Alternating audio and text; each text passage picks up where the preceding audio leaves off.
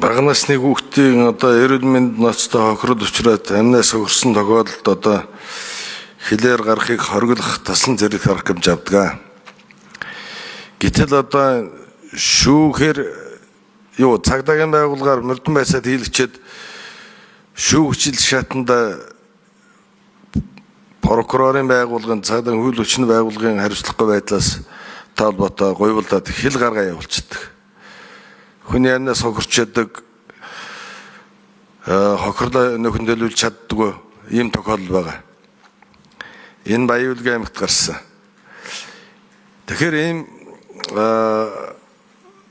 хариуцлагагүй хуулийн одоо тэр прокурор цагдаад нь хариуцлага тоссон тохиолдол бий юу? Нэгдүгээр. Хоёрдугаар энэ бэлгийн хүчирхэгдэлтэй холбоотой 2024 оны байдлаар цагдаад үрдгүүлсэн нийтдээ 1139 хүүхэд байд юм. Энийг 318 хүсэлт гаргаад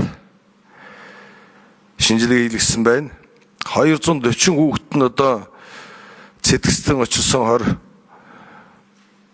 хуршин зэрэгэл тогтоосон байна. За бусд нь одоо ямар учраас одоо дутуу шалгаад байна уу цагдаа юм бол энэ дээр одоо хяналт хийж өснө. За бэлгийн хүчирхийлэлд 2024 онд 598 наснд хүрээгүй хүүхэд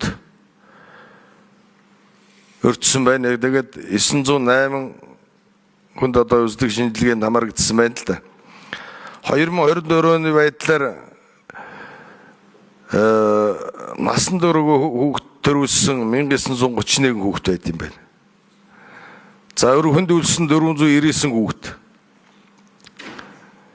Тэгэхээр энэ шалтгааныг судалж өссөн үү нэгдүгээр. Хоёрдугаар нь ялаар шийтгэүүлсэн нийтдээ 222 хүн байна гэдэг тайлан дээр дурдсан байна. За энэ 5 нь одоо бэлгийн хүчирхийлэлчэд яал авчаад хугацаанаас өмнө 5 нь суллагдсан байх юм. Ямар шалтгаанаар суллагдсан хүний эрхийн комиссийн дээр үссэн үү? За 3 нь яг өвчнөө учиргсан байна. 2 нь Монгол Улсын дээд шүүхийн цагаатлаар саагдсан байна. Тэр бас заримдаа хэлмэгдэг асуудал гардаг л да. Энэ талаар одоо тодорхой дүгнэлт хийж шалгаж өснө тэрийг асуух гэсэн.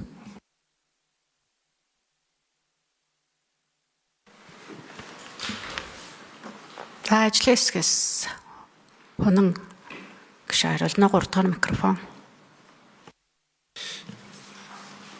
За Баясан гишүүний асуултанд хариулъя. За нэг тэр хилээр гарах хориг тавигдсан хүмүүс хилээр гарч байгаа асуудлыг бол цагдаагийн байгууллага бусад одоо холбогдох хуулийн байгууллагуудаас мэдээлэл нь гарах бах. Тэгэхээр хүний эрхийн үндэсний комиссээр яг энэтэй холбоотой бол мэдээлэл байхгүй байна. Гин буруутай этгээд хилээр гарч хохирлоо барагдуулахаас зайлж байгаа нь бол яхарахгүй одоо хүний эрхийн одоо ноцтой асуудлыг бол бий болгож байгаа. Өөрөөр хэлбэл хохирлоо барагдуулах энэ асуудал бол орхигдох ийм нөхцөл байдлыг бол бий болгож байгаа гэдгийг бас хэлье.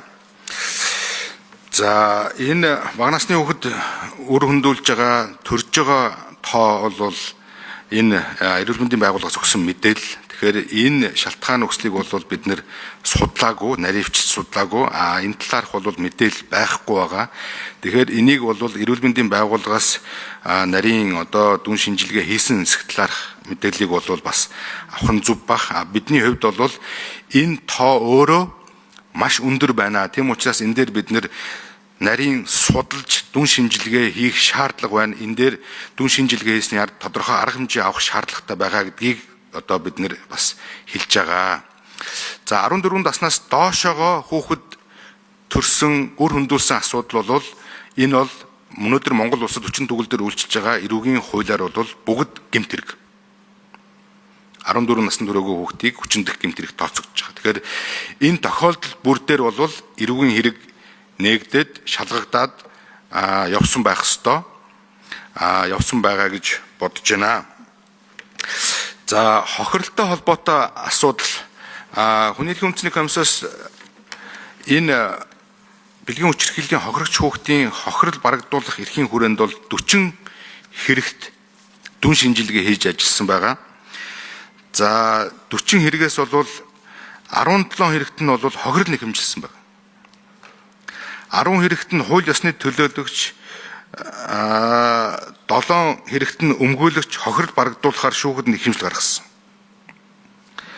За нэхэмжилсэн хохирлын хувьд бол 8 хэрэгт нь бол сэтгэл санааны хохирлыг нэхэмжилсэн, 9 хэрэгт нь бусад төрлийн хохирлаа нэмсэн. Энэ бол нөгөө захиргааны зардал, бие махбодод учирсан хохирол гэж үзэж байгаа.